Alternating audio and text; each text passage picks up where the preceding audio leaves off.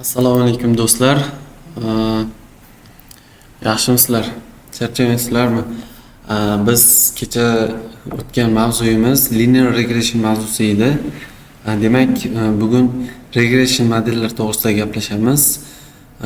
MCA, MAE bor va R kvadrat. Bularni har biriga qisqacha to'xtalamiz. Bugun sal boshqacha bo'ladi. Nima deydi? Slayd orqali o'tiladi. Slayd Notion ham bor, hammasi tayyor. Koding ko'rinishini ham qilamiz, hammasi yaxshi bo'ladi. Demak, biz boshladik. Qisqacha tanishtirib o'tish, bu taqdimot regressiya modellari natijasi qanday baholanishi, mana bosqichma-bosqich tushuntiraman. MC va R kvadratni formulalari mana aytib o'tgandek ham Python kodi ham nazariy kodini tushuntirib o'taman. Demak,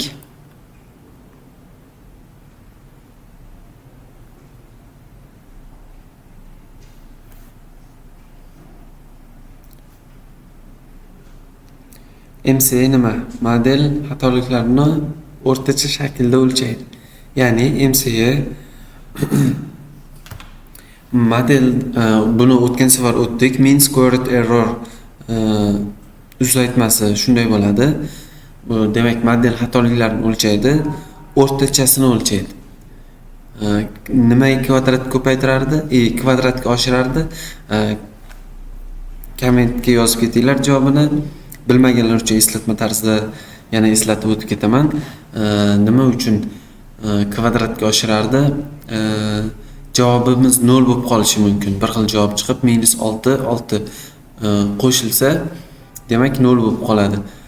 Buni kvadratga oshirsak, shu kvadratga oshirib o'sha o'rtachasini topsak, bizga yaxshi bo'ladi. Chunki biz mean squared, ya'ni o'rtachasini topamiz.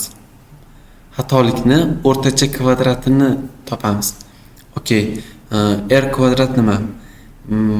Model tushuntirilgan dispersiya ulushini foizini ko'rsatadi. Bu masalan sizlar R kvadrat hisoblasak, modelimiz deymiz 80% ni tushunibdi. 80 plus bu yaxshi natija biz uchun. 80 dan past bo'lsa, yaxshi ko'rsatkich emas. Hop. Har biri boshqacha jihatdan ochib beradi, xatolik hajmi va tushuntirish kuchi. Demak, bularning ikkalasini o'rni bir-biridan boshqacha, baribir. Hop.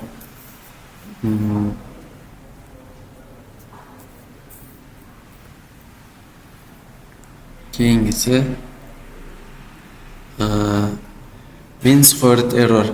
Mean squared errorga keladigan bo'lsak, esinglarda bo'lsa kerak, formulasi 1/n summa y haqiqiy ayrilgan y prediction bo'ladi. Shu y predictionlarni kvadratga oshiramiz, keyin endi mana ta'rifini ham aytib ketganga o'xshaydi. Kuzatilgan qiymatlar bilan model prognozlari orasidagi farqning kvadratlarini o'rtachasidir. Xatoliklar kvadratlangani uchun katta xatolar ko'proq jazolanadi. Bu yomon prognozlarni ogohlantiradi. Katta prognoz degani bashorat. Bashorat prognozda. Prognoz deb olayliklar. Prognoz. Bashorat desa ham bo'ladi. Bu prognoz yaxshi so'z ekan. Biz bashorat deb o'rganganmiz. Qachon foydali, raqamli, errorsiz, kontekstual ma'lumotlarda optimallashtiriladi. Okey, keyingi anaqaga o'tamiz. Keyingi slaydga o'tsak, R kvadrat determinatsiya ko'rsatkichi oddiy tushuncha. Okey. R kvadrat formulasi ham o'zgacha. O'sha 1 - summa y haqiqiy ayrilgan y predictionni kvadrati bo'lingan y haqiqiy ayrilgan, mana baribir summasi bor ikkalasida ham. Y haqiqiy bilan y predictionni kvadrati bo'ladi. Mana bu belgini tushunasiz. Voy. Mana bu belgini bilasizlar. Bo'lish belgisi qanday o'qiladi? Mana 0.8 bo'lsa, modelimiz o'zgarishlarning 80% tushuntiradi. R2 model R2 R kvadrat, ya'ni R2 debman, uzr, ming bor uzr. R kvadrat model tomonidan tushuntirgan dispersiya ulushi 0 dan 1 gacha. 1 ya'ni barcha o'zgarishlarni tushuntiradi. Manfiy bo'lishi ham mumkin. Model yomonroq bo'lsa okey, qaranglar. Bu determinatsiya ko'rsatkichi debdi. Demak, bizda shunaqangi model qilib qo'yishimiz mumkinki, R kvadratimiz ya'ni 1 chiqishi mumkin. Bu yaxshi natija emas. Bu regressionni qilyapti, o'rganyapti, lekin ijobiy emas. Bu bitta overfitting, yodlab olish bo'ladi. Bu yaxshi narsa emas.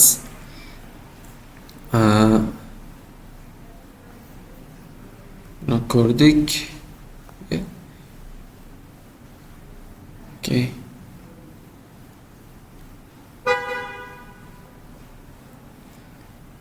Hop, mana hayotiy misol deyapti. Buni ham bir ko'rib o'tsak, model misol, model kvadrat, metr, xona soni joylashganiga qarab uy narxini bashorat qiladi. Modelimiz xonani kvadratiga qarab va joylashuviga qarab uyning narxini bashorat qiladi. Agar mean squared error kichik, prognozlar real narxlarga yaqin bo'lsa, kichik MCA kichik bo'lsa, prognozlar real narxlarga yaqin debdi. Tushunarli.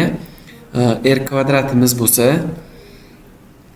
katta R kvadratimiz bo'lsa katta chiqishi kerak. Mana ko'rinlaring 0.85, ya'ni 80 dan baland bo'lishi kerak. Model narx o'zgarishlarni yaxshi tushuntiradi. R2 va MC katta model yaxshilanadi, boshqa xususiyatlar qo'shiladi.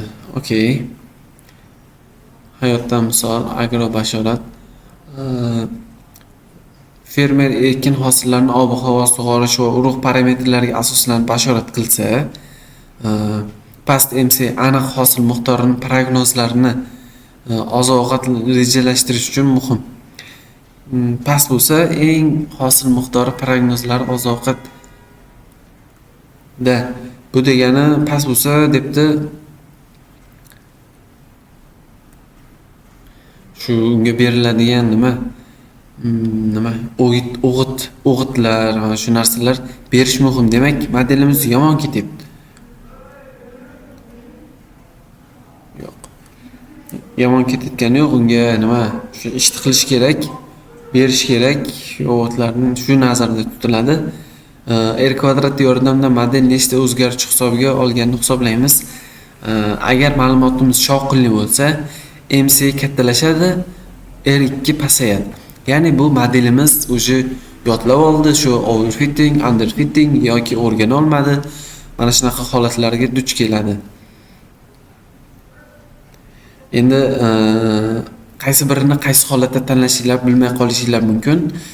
Shu boisdan mean squared errorda metrik holatlarni hajmini beradi. Birliklarda, masalan, kvadrat birliklar shu sababli interpretatsiyaga bog'liq bo'lsa, demak, biz MC mean squared error tanlaymiz. Endi R kvadrat qachon tanlanadi? Modelning tushuntirish kuchi foizda ko'rsatiladi. Oson chiroyli xulosalar berish bo'lsa, shu R kvadrat. Qisqacha aytib o'tganda, ikkalasidan ham foydalansangiz, MC xatolik o'lchovi, R kvadrat esa qanday yaxshi tushuntirish berilayotganini bildiradi. Bu yerda Python misolini ko'rsatib ketgan. Mana model from scikit-learn linear model import linear regression. Mana scikit-learndan linear regression chaqiryapmiz. Va mana metrikalarni chaqiryapmiz. Scikit-learn metrika. Ko'rasizlar, mean squared error, R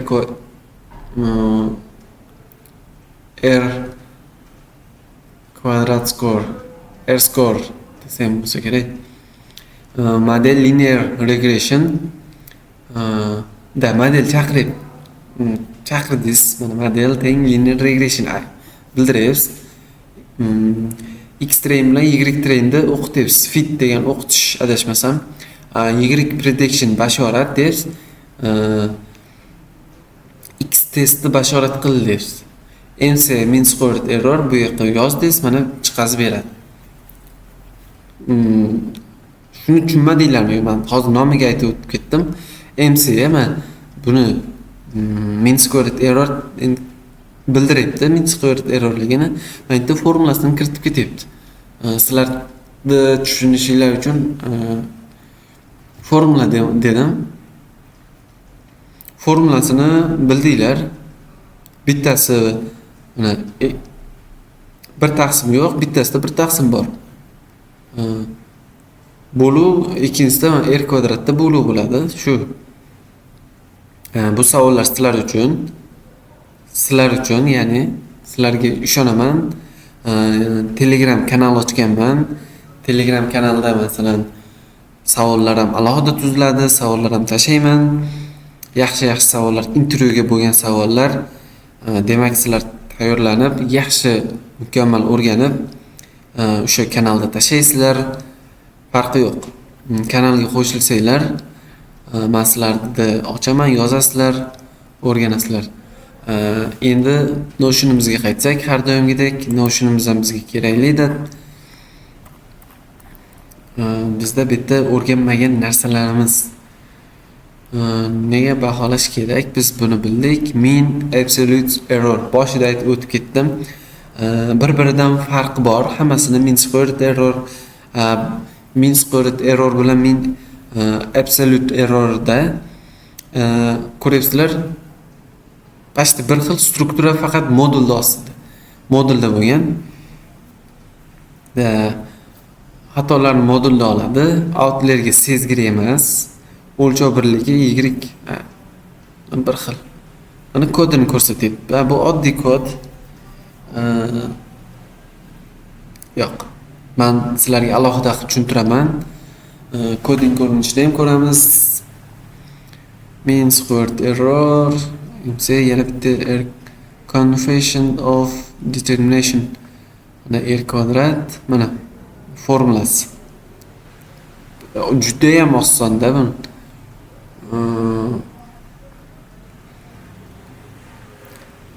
Vaziyat oddiy tushuncha bo'lsa mean absolute error, model training bo'lsa mean squared error, model sifatini aniqlash uchun r kvadrat, outlier ko'p bo'lsa mean absolute error, katta xato xavfli bo'lsa mean squared error. Men ham sizlarga mashq. Oson mashq. Endi har doim aytganimdek, menga agar shu sohada o'zini kelajagini ko'radigan insonlar, aka, opa, ukalarim, singillarim bo'lsa, Telegram kanalimga o'tib, menga vazifani tashlaysizlar yoki qanaqadir tushunmagan mavzularingiz bo'lsa, men sizlarga doim bajonidil yordam berishga tayyorman. Harakat qilaman hammasiga erishishga. Okey, endi biz nima deymiz? Darsimiz nazariy qismimiz formulalarni ko'rish uchun nima deydi? Harakat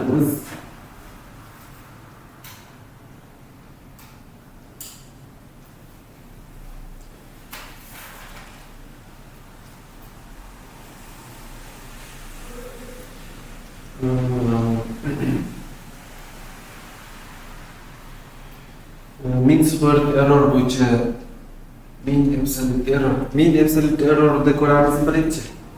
Demak, mean absolute error bo'yicha tushuntiradigan bo'lsam,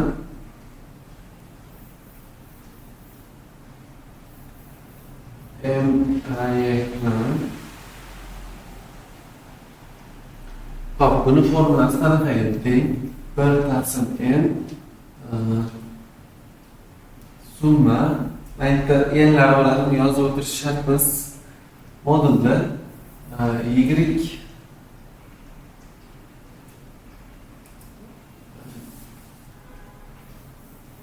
y ayrilgan y mana bu o'rtada nimasi bor, bu bashorat bo'ladi. Ya'ni nima deydi? Ya'ni bu bizni nima deydi? Bashorat qilinayotgan o'zgaruvchimiz, bashorat qilinishlar natijamiz.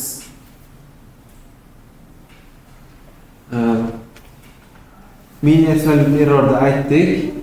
Bu xatolikni o'lchash uchun ishlatiladigan metrika, ya'ni haqiqiy qiymat bashorat qilingan qiymat orasidagi farqlarni o'rtacha absolyutini beradi. Endi haqiqiy qiymatimiz deylik, haqiqiy qiymat bo'ladi bashorat qilinayotgan qiymat, to'g'rimi? Bash qilib qo'ysam tushunasizlar. Prediction. Okay. Endi haqiqiy qiymatimiz 10. Demak, mana haqiqiy qiymatlar 10, 5, 6. Endi bashorat qilinayotgan qiymatlarimiz 8, 7, 6 qilaylik. Endi bitta mana formulada aytib turibdi, ko'rdinglar formulada. Hop, qarang. Bir-biridan ayirishimiz kerak mana. Tushunasizmi? Endi ayiramiz. Mana bu yerdan yozsam. Hop. 10 ayrilgan 8. Endi misol ko'rinishda sizlar masalan formulani ochib berish maqsadim keyingisida 5 ayrilgan nechili 7, 6 ayrilgan. Hop.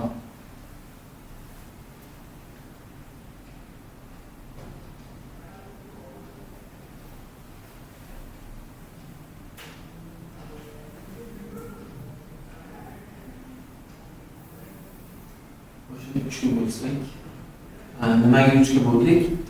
O'rtachasini topamiz dedik-ku. Demak, biz o'rtachasini topishimiz uchun bizda 3 ta natija bor, 3 ta qiymat. Demak, biz hammasini bir-biridan ayirsak, bunda 2, bunda -2, bunda 0 bo'ladi. Shunda bu har biri modulda bo'ladi. Modulda deylik. Har bir modulda men faollarni o'qib yozdim. Tushunarsiz qilib modulda bo'ladi.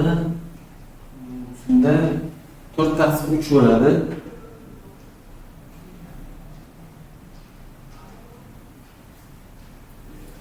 Bu degani 4/3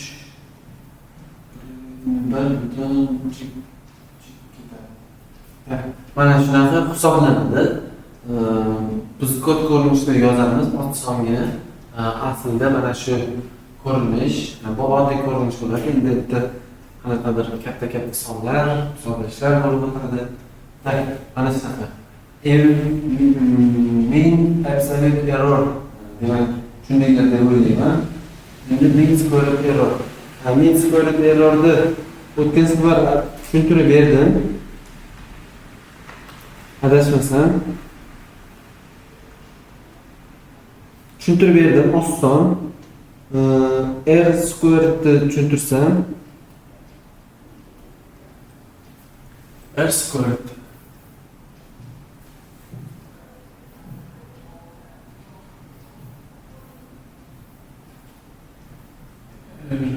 kvadrat tushuntirsam, ya'ni R kvadrat formulasi bir bo'ladi summa y ayrilgan y prediction kvadrati f summa y ayrilgan bo'ladi bu kvadrat. Tushunarlida adashmasam shunday edi. Bitta minus qolib ketdi. Hop. Endi buni hisoblaydigan bo'lsak,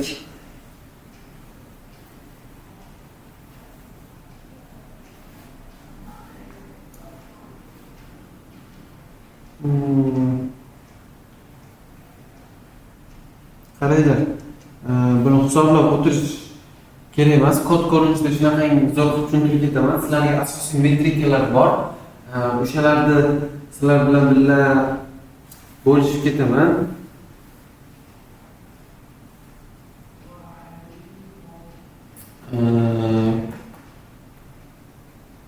Bu o'zi R kvadrat model qanday tushuntirib bera oladi degan savolga javob beradi. Bir bo'lsa boya aytdim, bu ideal bo'ladi. Ideal model bo'ladi. Buni ham sizlar yaxshilab tekshirishinglar kerak. Prosta regression qilib qo'ymadim. Prosta oddiy tushuntirib qo'ymadim. Endi ikkinchi tomoni bor. Yodlab olsa bir chiqadi. Bu xatolik degani. Shu yerda shunaqangi tekshiruvlar bo'lishi kerak, zo'r bo'lishi kerak. Okey, endi 0 chiqdi. Bu o'rtacha. Bu ya'ni 0 chiqib ketdi degani. O'rtacha qiymatdan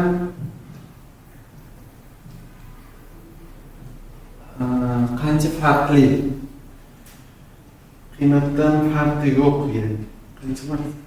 Qiymatdan farqi yo'q.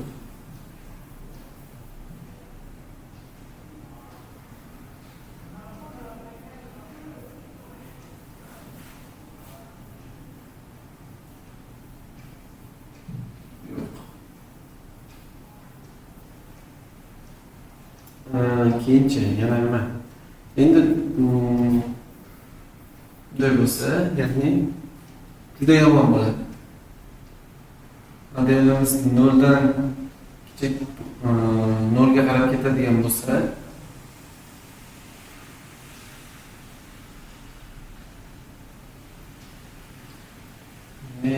juda yomon.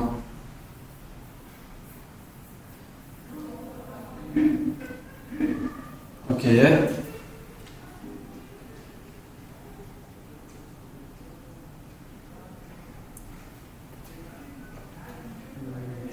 Masalan, 0,3 bo'lsa, bu degani 30%ni tushuntirdi.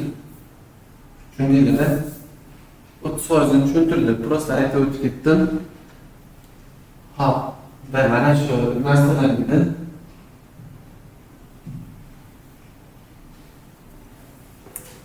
kelinglar endi koding qismiga o'tsak. Hop.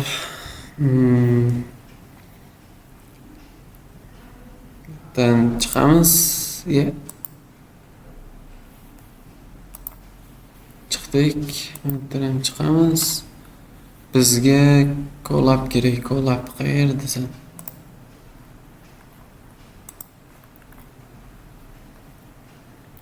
Hop. Biz hozir bitta dataset yuklaymiz. Datasetimiz yuklanganmikan? Datasetimiz yuklangan. Hop, mana retail store sales. Demak, mana shuni sizlarga tashib qo'yaman. Telegram gruppada bo'ladi. Demak, sizlar o'shani men hozir ko'rsatgan kod orqali qilasizlar. Bizning gruppamiz Telegramda bormi ekan? Mana members degan ochib qo'yganman kanal. Hop, mana. Mana shuni copy qilib olsak, mana shu yoqqa tekst bo'limiga joylasak. Nima deysizlar? Okay.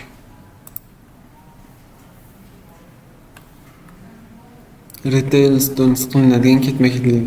Datasetni ochasan, collabga yuklaysan. Okay. Datasetni ochamiz. Undan oldin birinchi har doim qilinadigan ishimiz import kutubxonalarni yuklaymiz. Okay.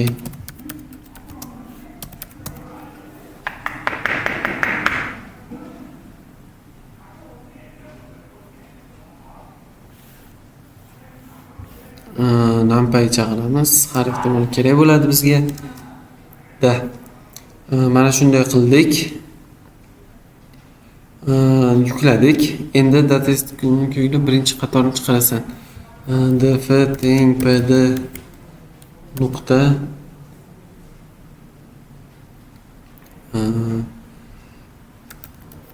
ret csv deymiz. Retail sales. Okay. Mana ochdi. Endi biz birinchisini chiqarishimiz uchun nima qilardik? df nuqta Okay, mana. Bizda mana shunaqa ma'lumotlarimiz bor. Tushundinglar-a? Endi df nuqta kolon bu yerda yana nima besh datani nima ekanini bilasan, qaysi target ekanini topasan, null bor yo'qligini tekshirasan. Okay. Shuning uchun biz endi nuqta df columns deymiz va ustunlar ko'ramiz. Demak, shuni bilinglar, har doim hop, target ustun eng oxirida bo'ladi.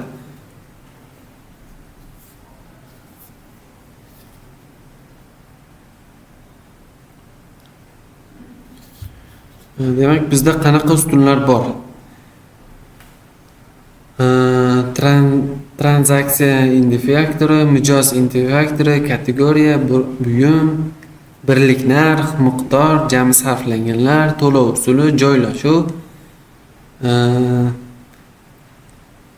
transaksiya sanasi, chegirma qo'llaniladi degan discount applikda bu ha yoki yo'qqa to'g'ri keladi. Okay, biz davom etamiz. Keyingi qiladigan ishimiz bu nima? Keyingi qilinadigan ishimiz bu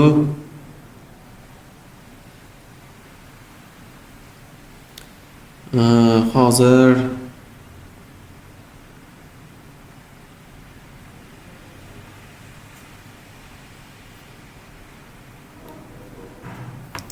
endi is null, ya'ni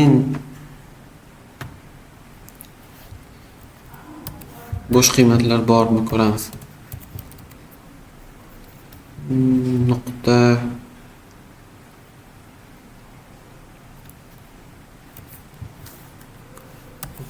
sum bularda okey, qaranglar. Mana hammasini nol qilamiz. Hammasini nol qilishimiz kerak. Bizga keraksiz ustunlarni hozir o'chirib tashlaymiz. Kerak emaslarini nima qilamiz? Kerak emaslarni o'chirib tashlaymiz, keraklari bizga kerak bo'ladi. Dalshi ketdik, davom etamiz. Yaxshi. Df bizda o'chirish nima edi? Drop edi. Drop. Endi shu ustunda o'chirib tashlashimiz uchun kolumn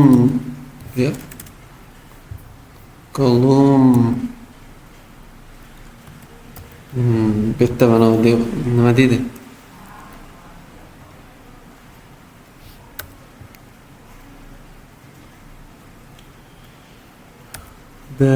Columns bo'lsa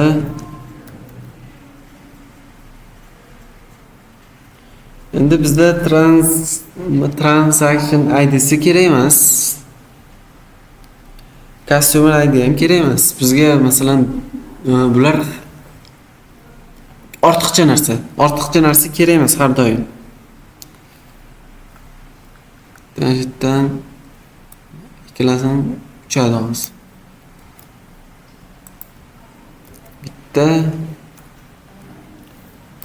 hop. Şimdi olsam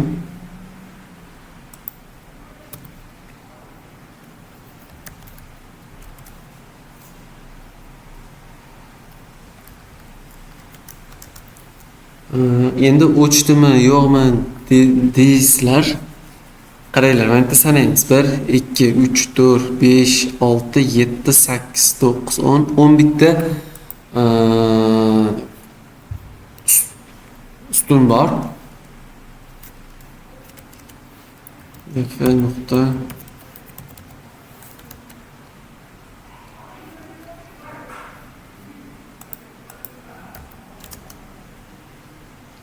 endi sanaymiz bu yoqda. 1 2 3 4 5 6 7 8 9 9ta ikkitasi o'chdi. Demak, biz to'g'ri yo'ldamiz, to'g'ri ketyapmiz. Okey. Endi bu yoqda yana mana tekshirdik, datani tozalash, bo'sh qiymatlar bo'lsa to'ldirasan yoki o'chirasan. O'chirasan, kerak emas ustunlarni olib tashlaysan. Olib tashladik. Encoding qilasan, tekst bo'lsa numberga o'tkazasan, hot encoding qilasan.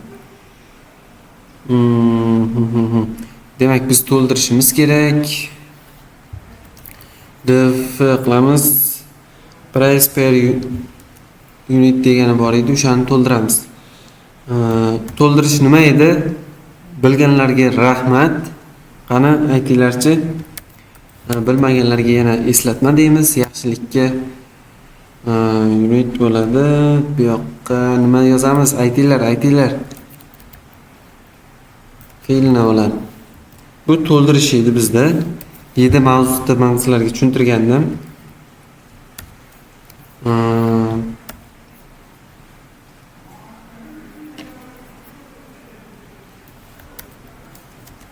Oppa. Chiqdi o'xshadi unit nuqta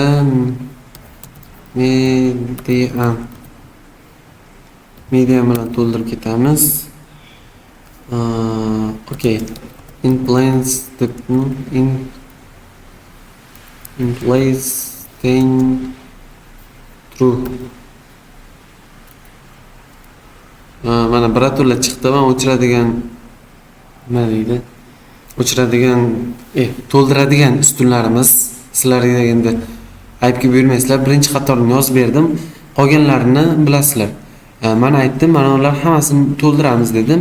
Shunda 0 bo'ladi hammasi. Mana ularda o'sha qiymatlar borda, masalan, bo'sh qiymatlar qaysinisida bor deb chiqardik-ku. Itemda bor, mana unda bor, bunda bor. Hozir mana o'shalarda okey mana. Filni hop qildik, discount ablit median. Mana median qolib ketganda bular. Median.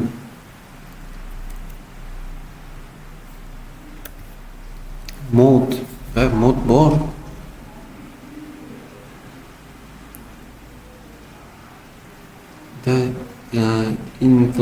Nima? Syntax error. Nimada bizda xato ketdi ekan? Okey. Bitta da. Mana bitta xato ketdi, okalar, opalar. Endi bu yoqda endi warning ogohlantiryapti. Mana shunaqa bo'ladi, mana. True bir bola. Dalshi davom etadigan bo'lsak.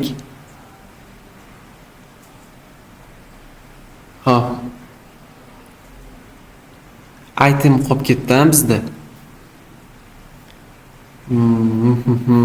Chunki bir e'tibor berdim, item qolib ketdi. Item chiqmadi-da, chunki bular qo'shib yozib ketyapti.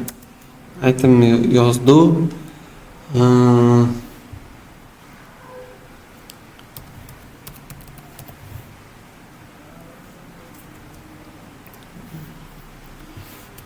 Df deymiz. Yana betiga kerak emas. Item keyin nima derdik? Ko'rinmayapti. Nima deymiz keyin?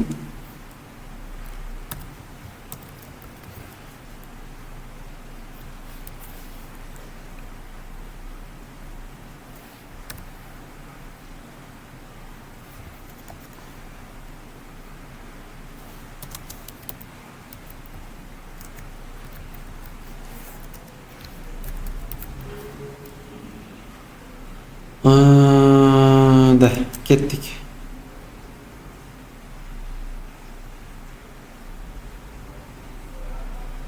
Ne oldu? Endi sizlarga mana yana ishonmaganlar uchun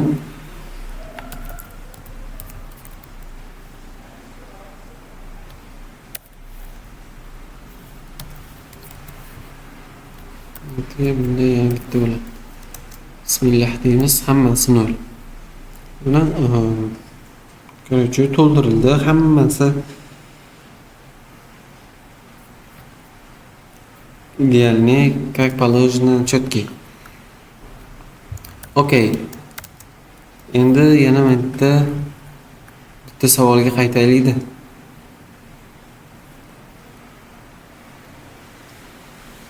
Target qilamiz, one hotga o'tkazamiz, train test bo'ladigan datani 80-20 ajratasan, model qilasan, linear regression tanlaysan, boshlanish uchun prediction qilasan, test datani bashorat qilasan. Okey. Endi PD deymizda get dummies. Okey.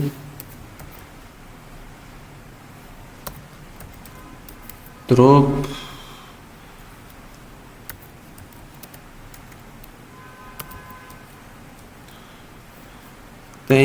true qilamiz. True. Okey. Drop freeze xato ketdi. Freeze xato yozibmiz.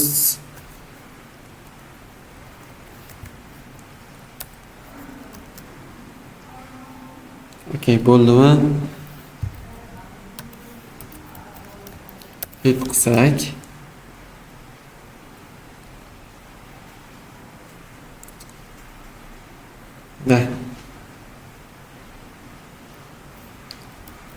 O'zgarishlar ko'ryapsizlar, hammasi false.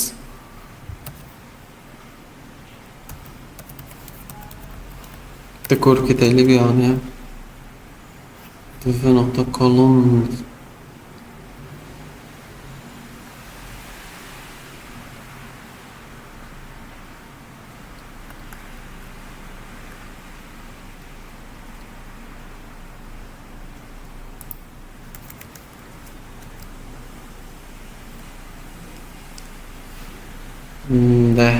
okey.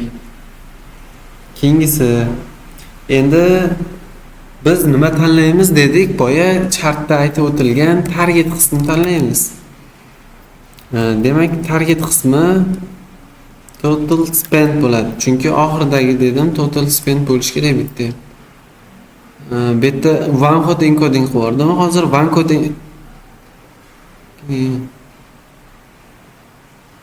data berdi. Data 0125. Hozir men sizlarga target ko'rsatayin, mana bitta bo'lishi kerak. Discount applied bittachi total spend. Total spend degani oxirgi emas, endi mantiqqa qaraysizlar. Total spend. O'zi ma'nosidan ham aytib turibdi.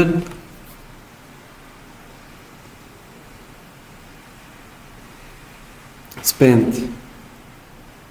Nima deydi? Jami sarflangan pul. Jami sarflanganlar degan ma'noni aytibdi-da endi. Demak, bizning natijamiz shu sarflanganlar bo'lib chiqish kerak-ku. Yoki item bo'lib chiqish kerakmi? ID bo'lib chiqish kerakmi? Yo'q. Bizda mana shu jami sarflanganlar bo'lib chiqish kerak. Biz deymiz, oldik. Endi buni o'chirib tashlashimiz kerak. X ya.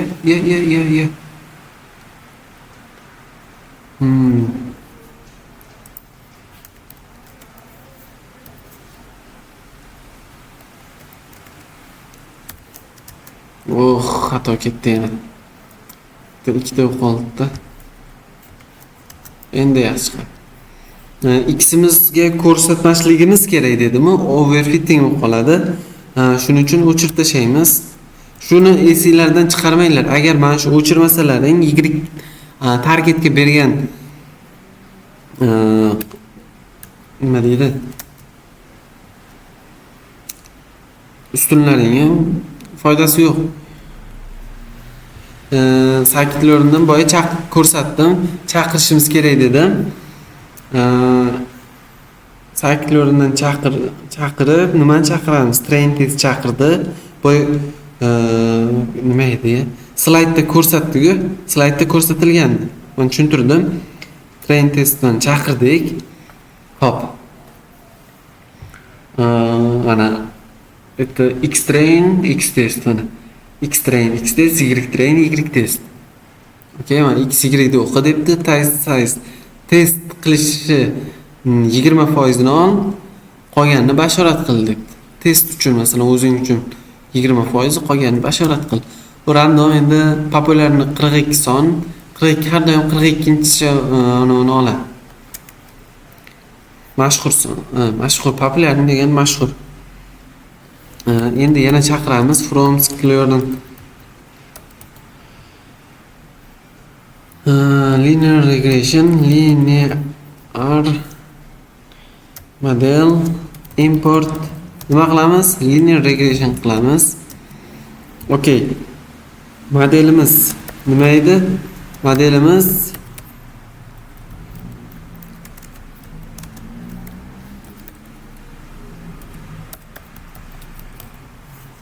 linear regression qavuschasi esinglardan chiqmasin. O'tgan safar aytib o'tdim, mana bu klass dedim, mana bu ana shunaqa dedim. Bitta qaytaringlar agar tushunmasalaring. Model o'qitamiz, model fit. Ko'ryapsizlarmi? Boyagi nima edi? Slayddagi bor kodimiz mana tushyapti. Ketma-ketligi qiymati ko'ryapsizlar, yozilyapti. Oynani yo'qolsam ham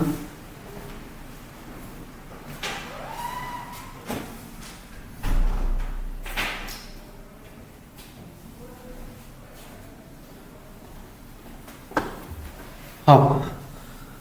Endi yana dальше bosamiz.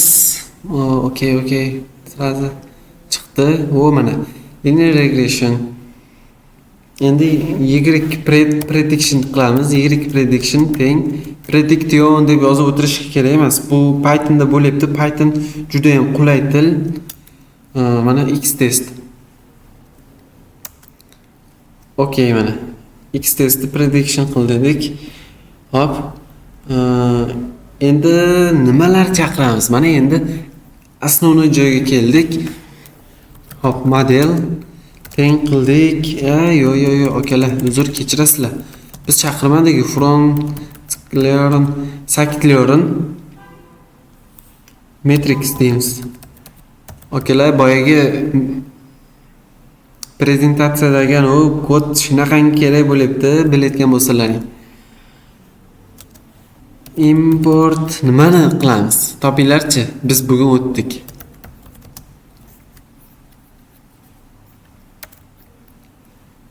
Absolute'dan boshlaymiz. Absolute error. MIE deymiz, teng qilamiz. Min absolute error. Unga nima beramiz? Y test, Y prediction deb beramiz. Okay, mana. Yana nima? From nuqta matrix alohida chaqiryapman. Buni bittada ham chaqirsa bo'lsa kerak. Import min scored error qilamiz. Y test, Y prediction from yana nima qolib ketdi bizda? R score mana. Print deymiz endi. Sizlar uchun ideal mana chiqdi. Kolobga rahmat, men ishim ancha yengillashtirib beryapti. Sizlar bilmadim, menga ancha sizlar videoni muhimligi, tezligi. Akalar, mana natijamiz. O'rganayotganligi 81. Bu yaxshi, 80 dan baland chiqdi. Min absolute error nima edi? Min absolute error Mean absolute error formulasini ko'rdinglar. Outlier sezgir o'lchov birligi y bilan emas. Mean absolute error. O'rtacha xato qancha? Bizda o'rtacha xato 30% ko'rsatyapti. Bu endi normalni, lekin yaxshi emas. Bu 10 shunaqa ko'rsatish kerak. Endi mean squared error, katta xatolar qanchalik yomon? Bu ham normal deyishga ham til bormaydi. Lekin men r kvadrat yaxshi. Datasetni hozir sizlarga tashib qo'ysam. Hop, загрузки mana tashib qo'yaman.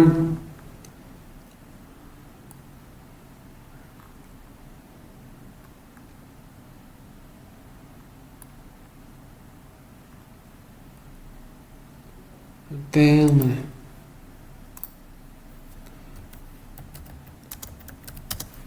o'zinglar uchun mana demak hammaga tushunarli bo'lgan bo'lishi kerak. Bugungi mavzuyimiz, darsimiz. Hop. Hammaga rahmat. Yana bir narsani aytib o'tib ketayin. Guruhga qo'shilinglar. Silkasini qoldiraman. Keyin intervyuga tushadigan savollarni ham yana alohida misollar tashib qo'yaman. Hammaga rahmat, sog' salomat bo'linglar. Ko'rishganda ko'rishguncha hammaga rahmat, hammaga xayr.